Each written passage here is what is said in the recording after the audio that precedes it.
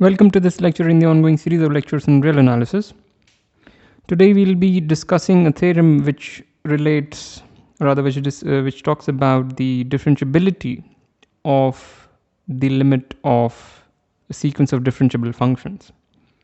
It's a pretty non-trivial issue, and we'll use the following theorem in our proof. And this theorem is what we discussed the last time. So one of the things that we talked about was, the final thing that we talked about in the last lecture was the fact that the uniform limit of a sequence of continuous functions, if the limit is indeed uniform, meaning if the sequence of continuous functions indeed converges uniformly, then the uniform limit, meaning the limiting function, is also continuous. In other words, if you have a sequence of continuous functions such that the sequence converges uniformly to some function f, then this f is also continuous. So that's what I'm saying. And in fact, we proved this using a theorem about a more nuanced statement, which was about interchanging limits. So here is the precise statement, and we will need this in today's lecture. So what we have is, we have a sequence of functions and some other function f. This is given. Fix an accumulation point of the domain. And if we assume uniform convergence as well as the existence of these limits, which in particular exists if you assume each fn to be continuous at just each fn to be continuous, provided x is also in the domain of the function fn. So forget about all of that. So assume this limit exists for each n. Then you can interchange limits. That's basically the theorem, which is same as saying that. So just keep this in mind, and we'll use this in our proof of the next proposition, which is the main goal of today's lecture. So what we have is, we have a sequence of differentiable functions. So the domain is now closed interval because that's where we discussed differentiability of any function. The domain is not just some arbitrary set. Okay, so we have a sequence of differentiable functions. Assume that there is a point in the domain such that this sequence converges. So this is a technical kind of a technical assumption. So let me technical assumption. It looks very ugly. Let me just write TA, technical assumption. So we assume that there is a point such that the corresponding sequence of real numbers is convergent. And now if the sequence of derivatives of the original functions, which makes sense because the original functions were assumed to be differentiable. So if this sequence of derivatives converges uniformly on the domain, then we can say two very interesting things. First is that the original sequence also converges uniformly. Pretty strong. And the second is that the limit function, which now makes sense because of the first one, since this is a uniform convergent sequence of functions, it is in particular pointwise convergence and convergent, and hence this expression makes sense. So what we are saying is that the limit function is differentiable on the interior of the domain AB. Further, you can find derivatives by just taking the limits. So that's pretty amazing. So under some minor technical assumption, if you assume uniform convergence of the derivatives, then you have some very strong conclusion, is that the limit function is also differentiable, and in fact the derivative of the limit function. First of all, the limit function exists, and then the limit function is differentiable. Further, the limit can be found just by taking limit of the derivative of the original functions. That's pretty amazing. I think this is one of the best theorems that we are proving in this entire course. All right, so let's get started. This will be a slightly longer proof than usual. Okay, so here is how we go. So fix epsilon greater than 0. First, we want to establish this first. So of course we'll fix epsilon greater than 0 and establish an estimate. So now by what shall I say? The fact that by the technical assumption, by the technical assumption, there is some n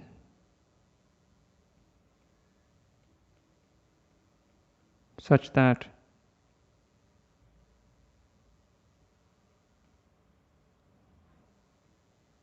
whenever we choose two indices exceeding capital N, we have this estimate.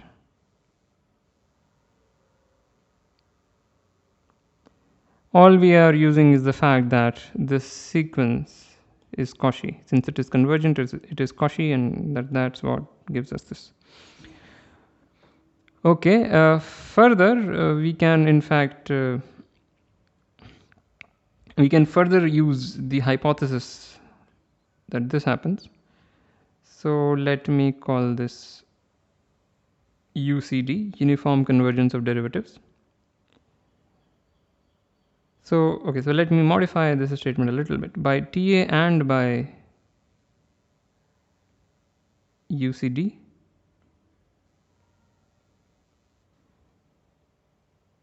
well, I'll use UCD, but by TA we have that, and by UCD what we have is we have that whenever we pick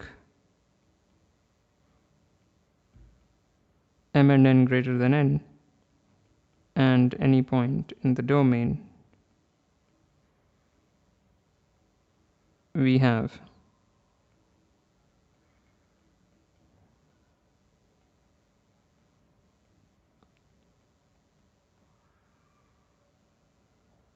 so here I will estimate by a little bit, estimate by that.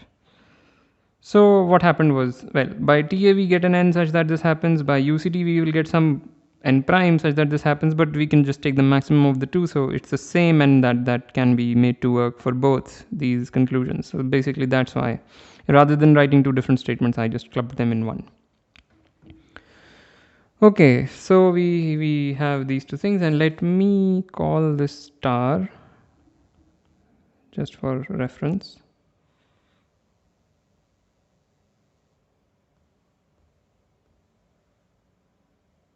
Yeah, okay, great. So nothing, so far we haven't found anything of interest. But now, for any x and y in a comma b, we have whenever little m and little n are greater than or equal to n,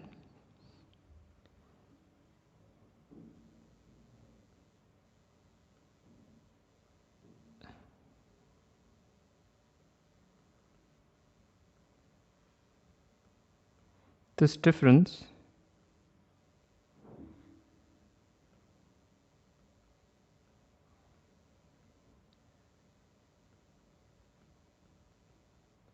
is equal to, so this implies sign should be somewhere here, and this difference is actually equal to of course fn minus fm, this difference of the functions at x, minus the difference of the functions at y,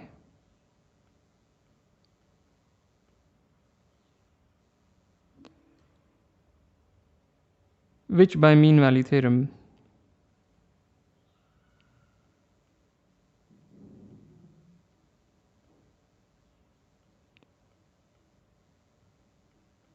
is equal to that. This is for some t. For some t strictly between x and y, so how do I write that? I don't know if x is less than y, but I will be a little bit cavalier with that. I mean, one can assume that x is strictly less than y, so this difference is equal to, I mean, this absolute value is equal to that for some t strictly between x and y, and this is Lagrange's mean value theorem. Okay, and this is at most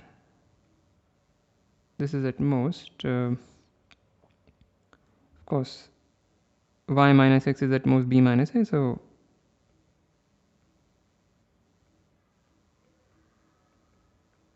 this is b minus a. Okay, so I mean, it's not clear why am I doing this, but just bear with me. And now this thing, if we use star, it's the same kind of thing appearing here. This is at most epsilon by 2. So just use star.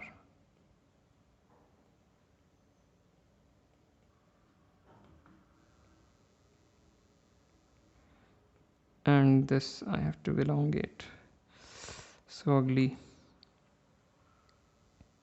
Yeah. So whenever, the conclusion is that whenever this happens, this guy is dominated by that guy. So it will be clear why we are doing this. The reason for doing that is the following. So okay, just keep this much in mind. Basically, just keep that whenever this happens, this thing can be estimated by that. Just keep that in mind. So now, what we are really interested in this difference. So fix some. Now let x be some arbitrary thing.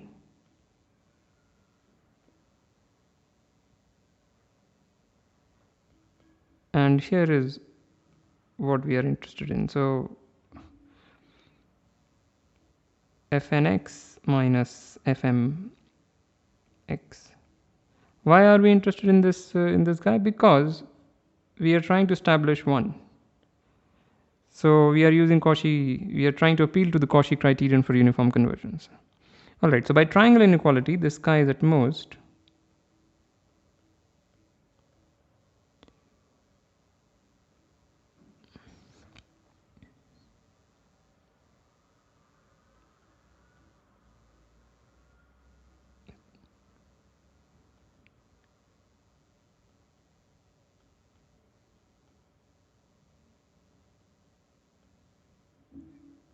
plus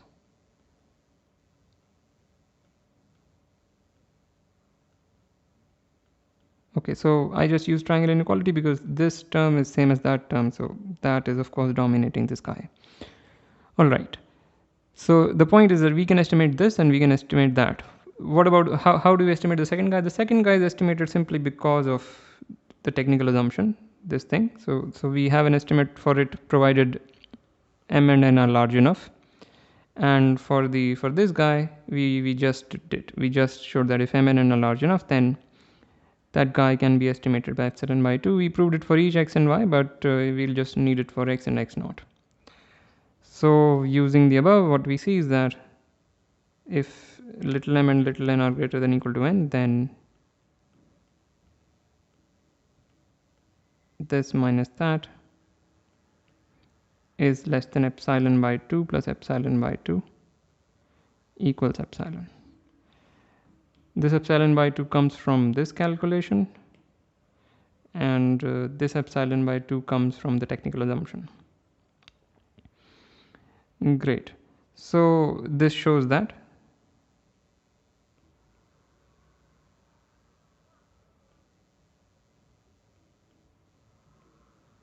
Fn is uniformly convergent by Cauchy criterion.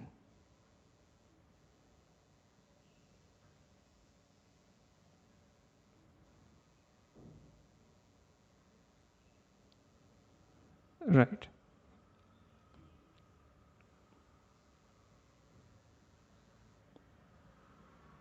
Okay. So we have established the first part. Now we are going to establish the second part. So let us call little f as the limit of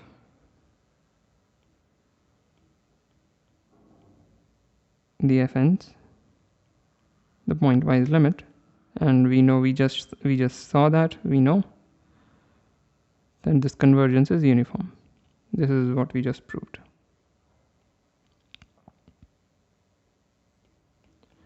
Great. So now about differentiability, let now fix fix some x in the open interval.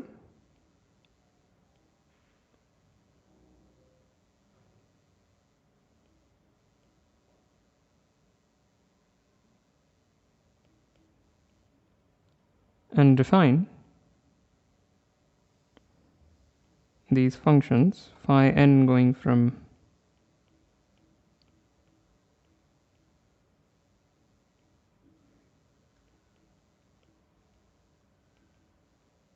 the same domain.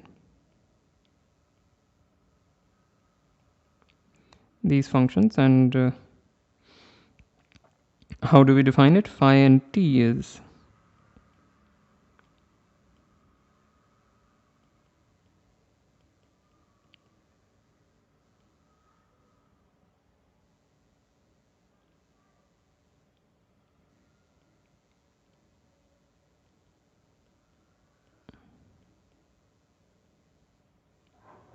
and phi t is, you can guess.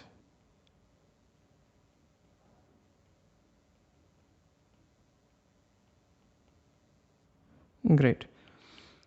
So clearly, this is just an observation. The reason for defining these phi n's is because the limit of phi n as n goes to infinity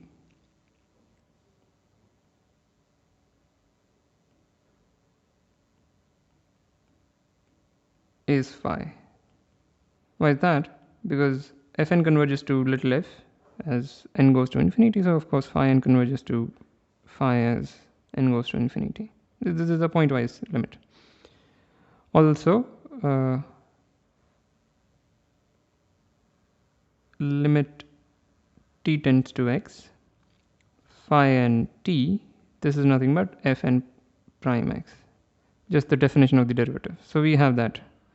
I mean, I'm just developing some notations basically. And now here is the point. So now for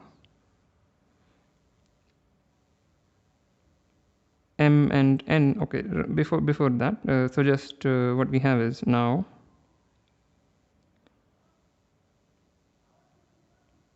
phi n t minus phi m t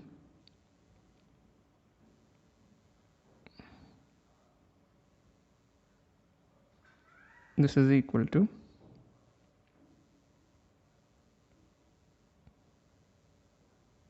fn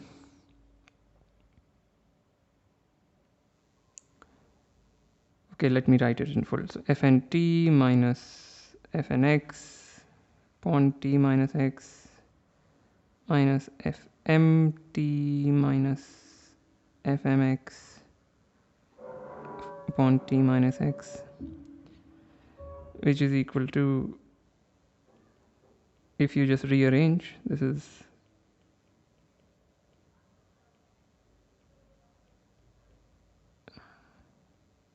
upon t minus x.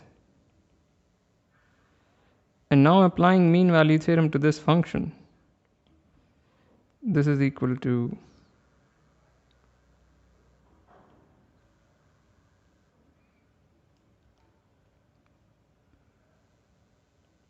fn prime p minus fm prime p for some p strictly between x and t, and again I will be a little bit cavalier with the ordering. So all I'm saying is that for some p strictly between x and t, we have that.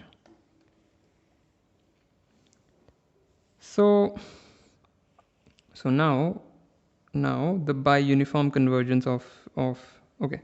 So now if m and n were large enough, by uniform convergence of the derivatives by the UCD hypothesis,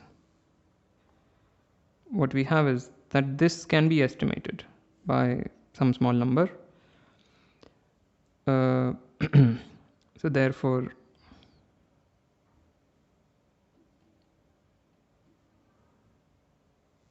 again I need to,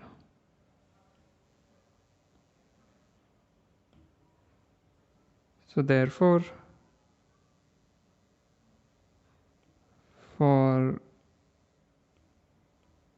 whenever m and n are large enough, we have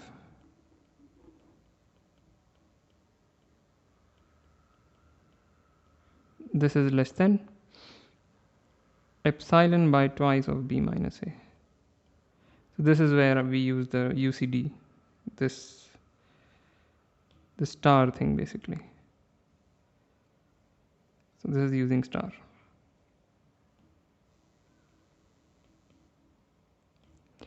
So this concludes that therefore phi n, this function, is uniformly convergent.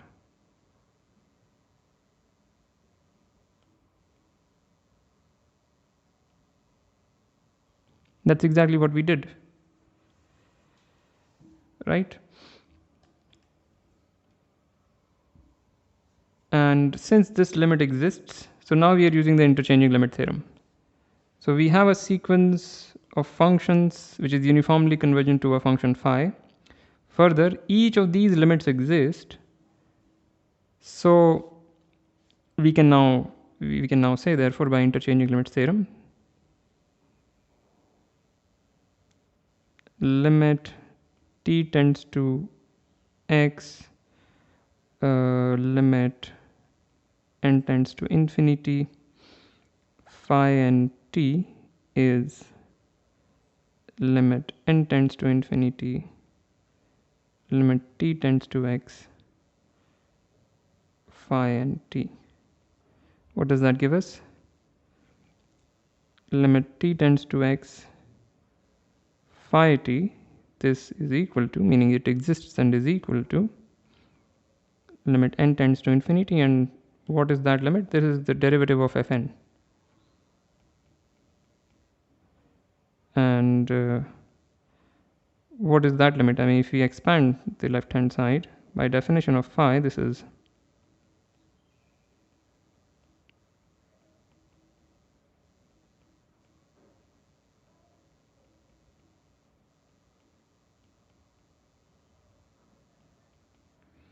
so it shows that this limit exists and is equal to that, and therefore that's what we have shown, is that f prime x,